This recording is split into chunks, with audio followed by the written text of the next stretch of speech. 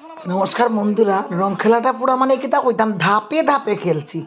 বলে আমার বড় জালের আপন অসাত্য মইন তাই ইনাতপুর থেকে আইছে, ইনাতপুর না সরি ছানপুর থেকে আইছে রং খেলার লাগিয়া।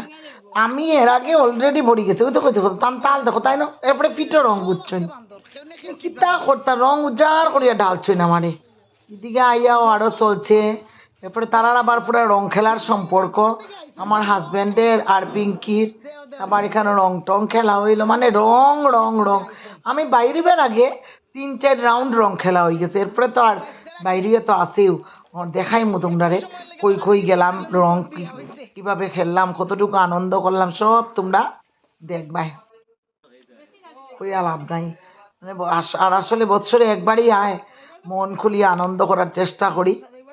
সত্যি তোমরা ওকে কতটুকু রং খেলছো।